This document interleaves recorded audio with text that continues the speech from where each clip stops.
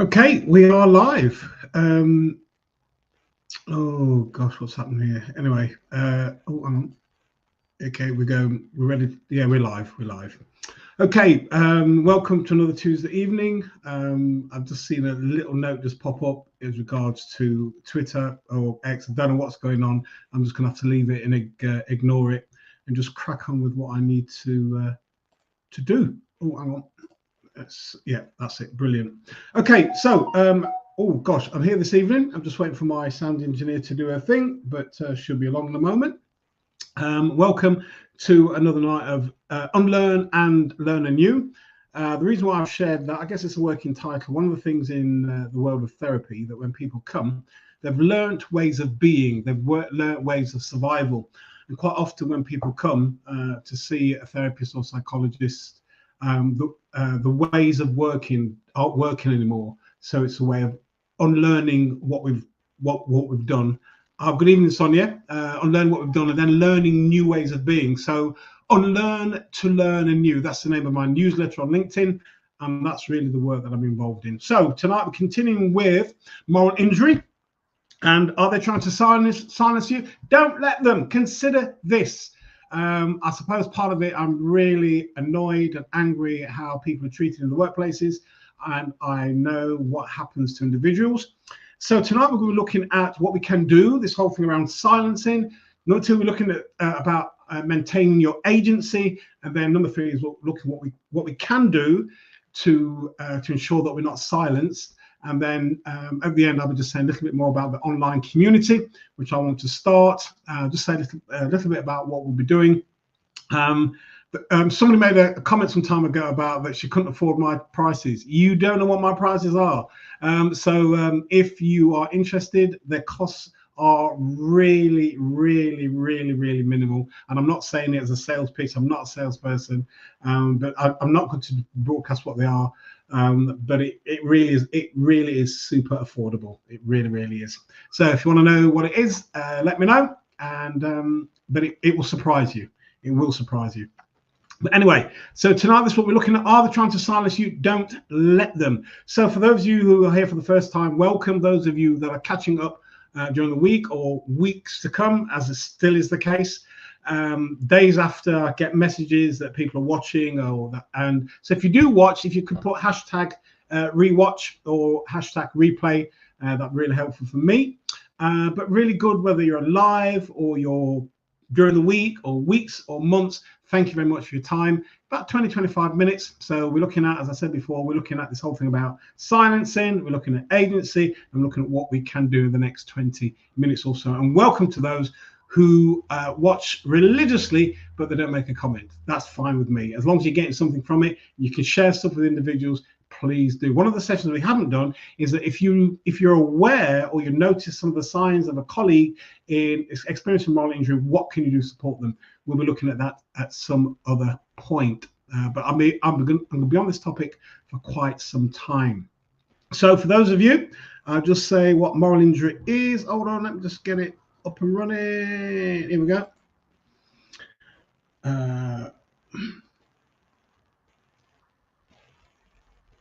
Okay, I've just got a comment to say, YouTube rejected your comment. They usually mean they think it's spam. Well, it's not spam, I can assure you. I'm not doing any spam whatsoever.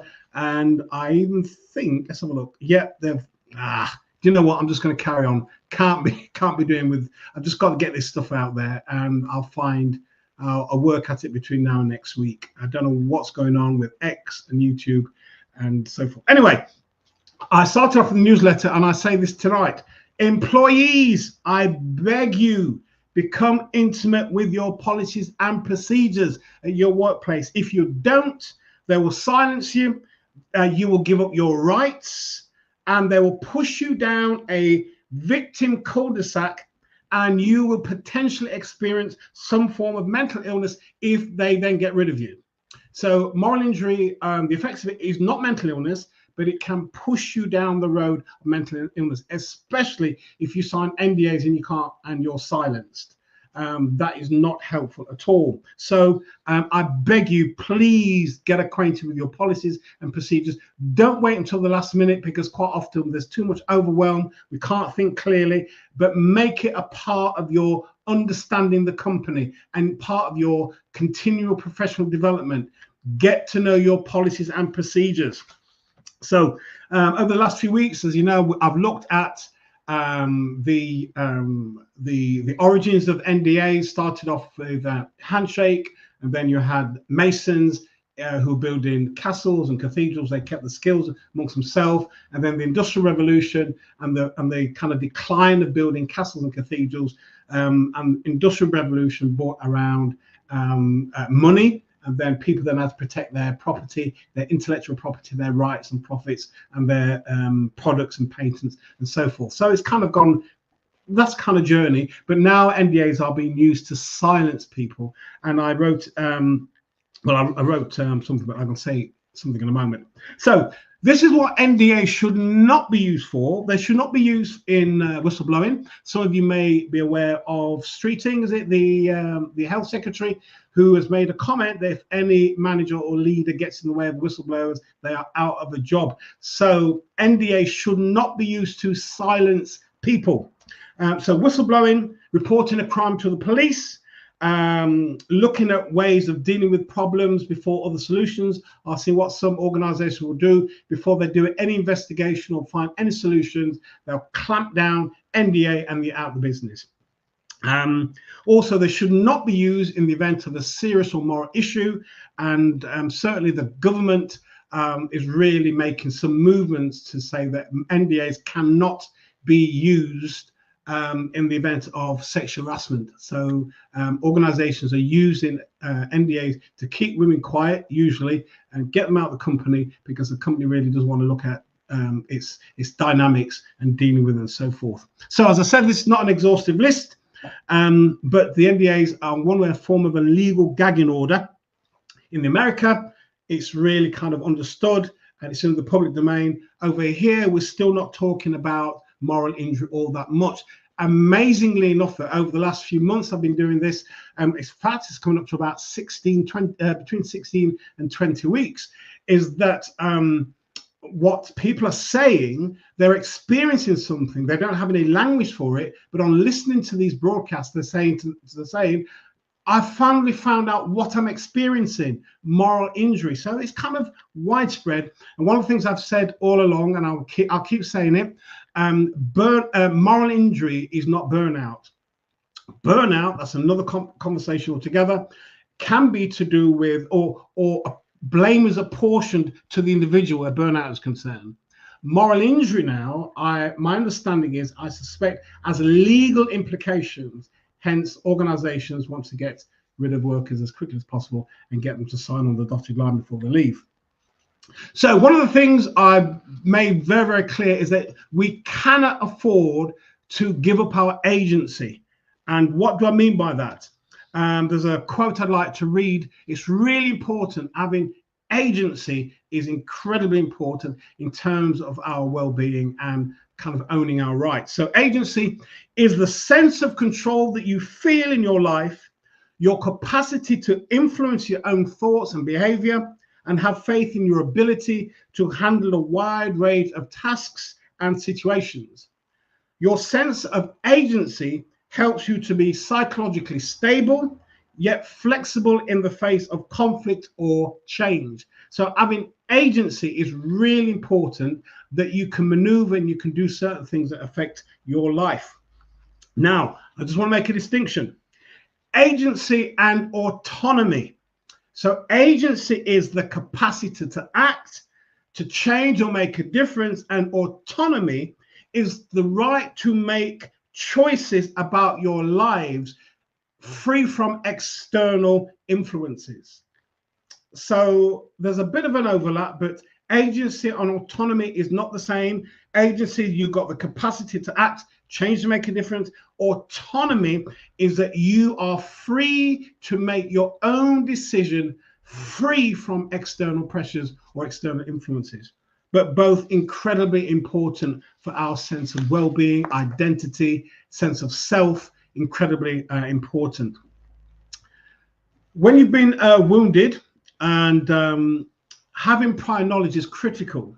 It's a bit like if you injure yourself, having first aid, having a knowledge of first aid is really important, because when it happens, you know what to do. But unfortunately, if you get hurt or you hurt yourself and you haven't got the knowledge, you can, well, I guess you can bleed to death, or your injuries can worsen, or they can have some major impact on your life if you do not know what basic first aid is to look after yourself. So it's really important. Even, for example, cutting your finger with a knife, quite sharp, the first thing, put pressure on it to stem the flow of blood. If you don't know that, I guess the natural response is to put your hand on it maybe. But if you don't know that, you can bleed and bleed and bleed until you get medical help. So when you've been wounded, prior knowledge is really, really important. Being equipped is tantamount to having a form of self-protection, so you know what to do when things happen. But according to psychologist Albert Bandura, he says with agency comes 4 helpers.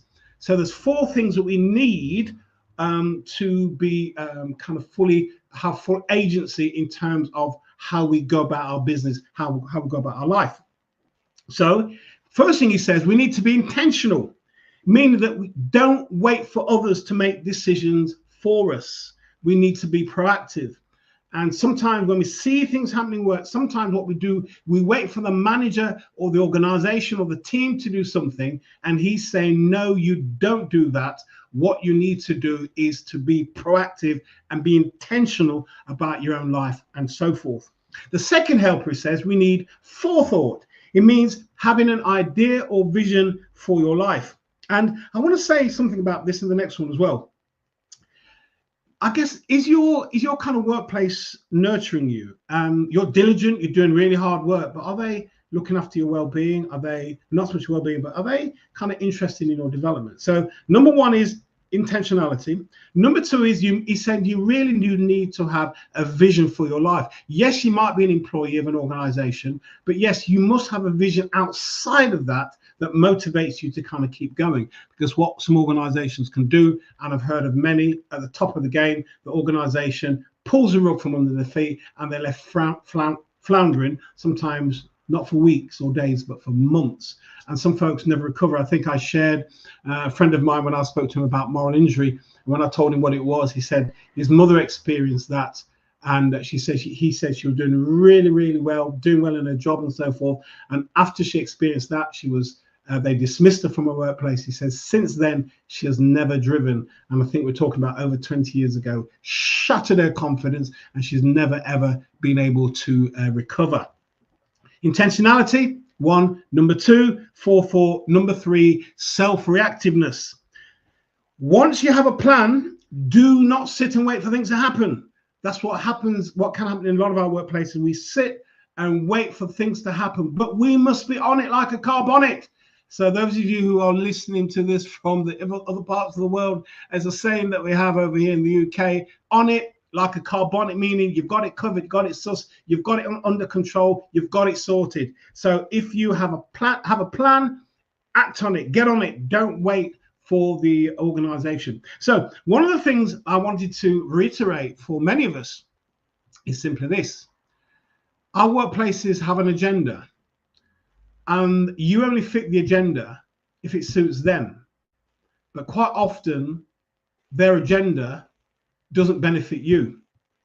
So, being loyal, I'm in terms of personality-wise, some of the jobs I've had, I've been loyal to a fault, loyal to the point where it's almost made me sick. That is a reflection of stupidity. So one of the things you need to ask in terms of the place that you're working, does this workplace have my best interests at heart?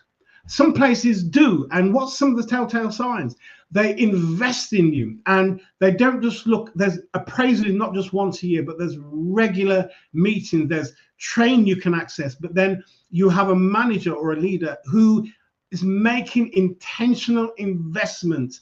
A blind man on a galloping horse can see that the leader, he or she, is making investments in your life. You can't hide it. You can feel it. You can sense it. They don't even know to. They don't even have to say it, but you can sense that they're doing great things for you. And if that's not there, really question, even though they may say, really question whether the organization's got your interests at heart. And the number four, he says, self-reflection. Create the space and time to think. So you're in this company, you may like it, but you see what's been done to staff. You step back, you don't make any decision, you step back, look at what's happening, look at the evidence, look at your position, and then you make the decision. And your decision may be after the reflection, even though nothing has happened to you yet, your reflection may be, do you know what? I can't stay any longer. I really need to go. I really need to leave.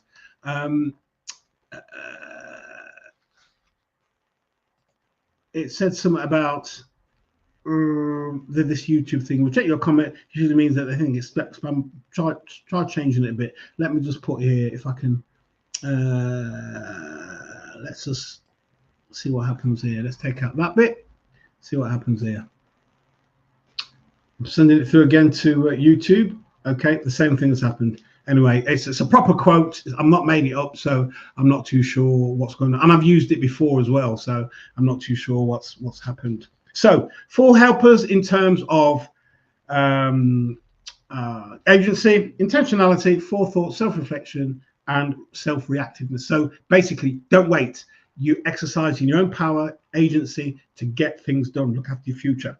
So I might have said, I might have stretched it a little bit to say that fall in love or become intimate with your policies and procedures. I'm not really, yeah, maybe a bit of poetic license, but I'm really serious about it. And I know some of the places I've worked in, I've never bothered looking at them. You know, they give you the manual. As I met somebody quite some time ago, and the person said to me they were given a manual, and it went in the bottom drawer, and it went in the bottom drawer, and it remained in the bottom drawer, and then they were asked to do some really kind of unethical stuff. They refused to do it. There was more pressure on them to do it, and things were getting quite warm, so they remembered the manual in the bottom drawer. They went and had a look, and sure enough, what was being asked of them was against company policy. And when he raised it as an issue, well, life got kind of difficult and warm for him, and he was shown the door, having signed an NDA. So this whole thing about policies and procedures, it's really important. At least you can come back to them. You say, look, it says here, this is what policies and procedures. That's what I'm working with. So that's really important. So what's some of the things that we can do to look after ourselves so we don't get silenced? And we need to get forewarned is forearmed, I believe. Yeah, forewarned is forearmed. There's somebody who's in the public domain, and one of the things. So you watch what happens in the workplace, and as I said before, bad treatment can happen to you. So don't think it's just for somebody else, but it can happen to you. But one of the things I've said for many, many years, not just as I'm talking about moral injury, one of the things I've said over the years is this: keep a journal, keep a log of all the interactions that takes place. Make sure you've got an email trail. If there's somebody I know that when he's had a phone call with somebody, what he does, he follows it up with an email further to our telephone conversation. These are what we covered. He's been doing that for years. Have a phone call, have the conversation. There is agreement, but he then emails to what people have agreed with. So you have a trail that if push comes to shove, you can use it as evidence. I've heard of one employee who was being victimized by the employer, and what they did before they left before things got really bad. But what they did, they knew that the moment they left, their work account, email account, will be closed down immediately. So what they did, they got all the email addresses of the individuals that they knew in the organization, and what they did, they sent an email to all members of staff, making it very clear, this is the reason why I'm leaving. So what that does, it stops people spreading a false narrative of why people have left. And some workplaces are really good at that. When people kind of want to leave silently or very quietly, some workplaces have a really horrible way of creating a narrative why so-and-so left. They were unhappy with this or happy with that, or they're falling out with this and all the falling out with that. Nothing like that goes on at all. But this person said to me that what happened in the end, that human resources really resented the fact that's what he did. He was able, that's agency. He didn't want people to be telling a story, but he wanted them to know his story. And so any rumors or gossiping just wasn't shared at all. One of the things I would also say to you, get legal advice. Some places where you still have ACAS, certainly in the UK, you have ACAS. I shared it last week, and then we have Citizens Advice Bureau, and you can still get free information. It's getting the information that you need, or if it means some legal companies, I don't know in different parts of the world, but certainly here in the UK, some legal companies, they offer either half an hour or maybe 45 minutes with a legal with a solicitor, where you can get free information. You're not paid, you don't pay for it, but they can advise you in terms of what you can do or what you need to do, just in terms of arming yourself. But certainly one of the things that you can do is arm yourself with the policies and procedures. And then if you've got a Citizen Advice Bureau, you can either go to them in person, you can phone them up, or you can online stuff, or there's ACAS, and the arbitrary I can't remember, our arbitrary advice service, which is sponsored by, this is government funded. You get free impartial advice, legal stuff that you can do. There's also training courses that you can go on. So get yourself armed up, because what'll happen if you're armed up, it then changes the game. You're not a walk in the park, then you're not a pushover. You've got yourself armed up. And I've known individuals, very ordinary individuals, who employers thought was someone was a pushover, but they got themselves really gemmed up where the law was concerned, going to the library, reading extensively, knowing what was done. And when she was paid off handsomely, because the organization knew that they couldn't pull the wool over her eyes. She got it sorted, but it needed a fair bit of work. She knew the law, and she was able to confront HR and a manager with the information that she'd found out. So that's really important. Don't leave things to the last minute. Have your ammunition ready. And I've used the term ammunition purposefully. The minute you're targeted by your workplace, your workforce, your manager, it's a battle, it's a war. And that's really, really important, that you have to know how to fight, but you fight strategically, not fight emotionally, but you fight logic, using law, using procedure. And if you know your information well, you can construct your argument, even if it means that you've got some close friends around you.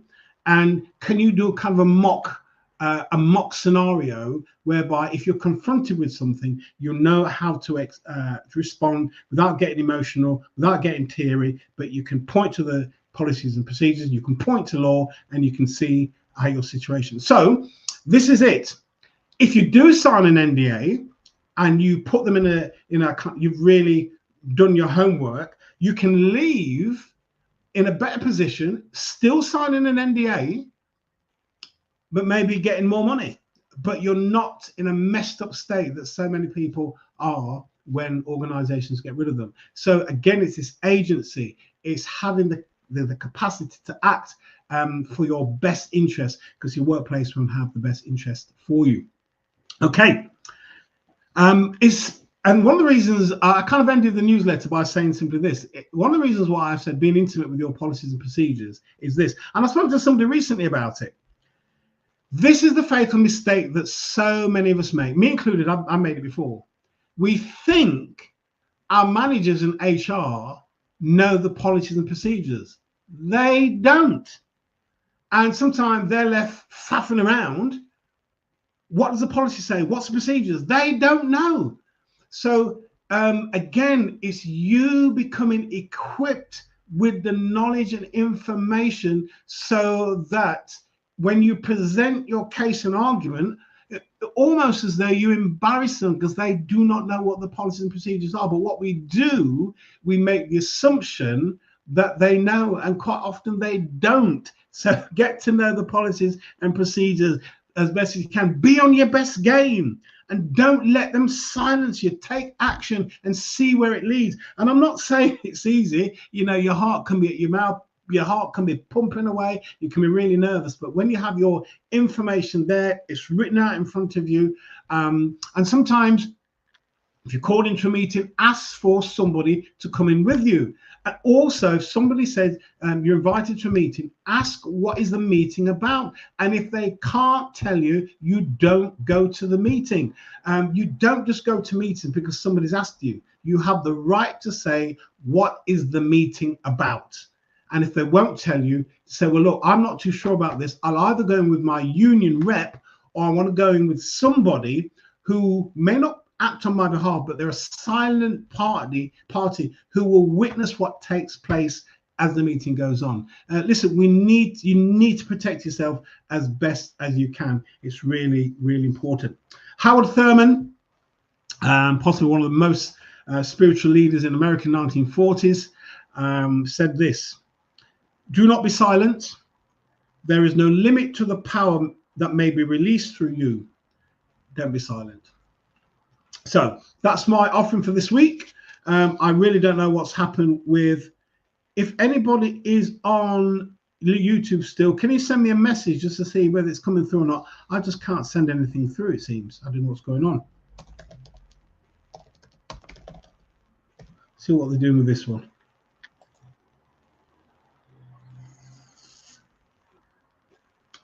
Oh, well, that's gone through. Anyway, I don't know what's happened. It says, comment, the usually means they think it's spam. And I've used it before, so I'm not too sure what's happened. Anyway, so I just wanted to end off by saying some while ago I've been talking about a online community in terms of a space where you can talk about the experiences. Some of the things we'll be looking at: building up rapport, really important, and also creating a safe space where you can talk. Also to explore emotions in terms of what's happened, because quite often when people come to see a therapist, for example, one of the things that they say is that they don't want to talk to their family or friends about it, and they don't want to talk to work people about it, but they want a separate space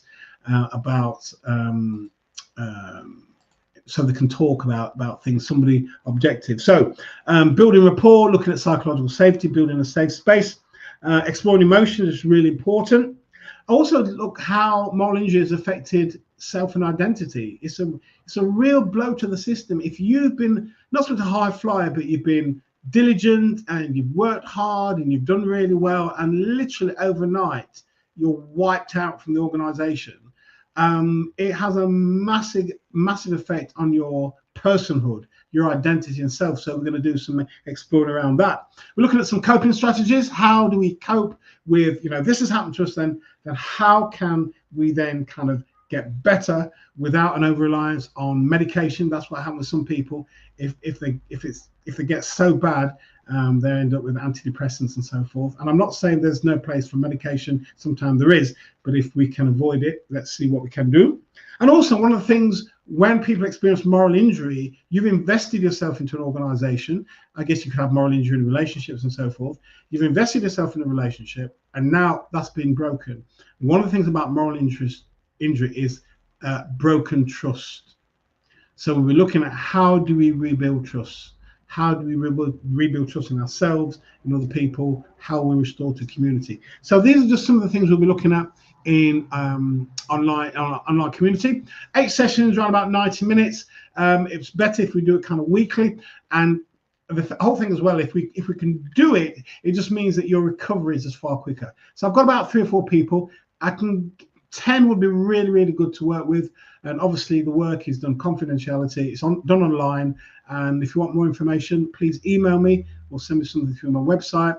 More than happy to have a phone conversation with you, but certainly through email or website first. And so sometimes if people are not clear with their email, sometimes I know straight away that somebody sends me an email and they're not serious, just how it's written. And I tend not to kind of take that forward. But if you want to know more, please email me or send me something through the website or through LinkedIn privately. More than happy to discuss it with you. But I said the cost is really, really, really minimal, and it's not going to break anybody's bank. I'm not here to make money, but I'm certainly here to help people. And certainly this is how I make my living. So yeah, give me a buzz, give me a call, send me an email and see what happens. So yeah, don't let them silence you. Get yourself equipped, with the policies and procedures, get yourself equipped with the law, and yeah, just be proactive. Own your agency, have agency. Do not depend on your manager, your leader, your organization to do it for you. They won't. You will do it best for you. So have all the tools that you have them in place. Be very, very quick. You've now entered into a war, so you need ammunition, and your ammunition needs to be well oiled and in good working order. So there you go. Session done for this evening. Let's see if I can sort something out for next week. I don't know what happened with the on YouTube, but certainly it wasn't spam. So I'll see what happens. Maybe I just won't put in such a long quote in the future, but certainly you can message me outside of the broadcast, as some people have done on YouTube, and I do respond. Okay, take care. Wish you well. Speak to you soon. All the best. Bye-bye.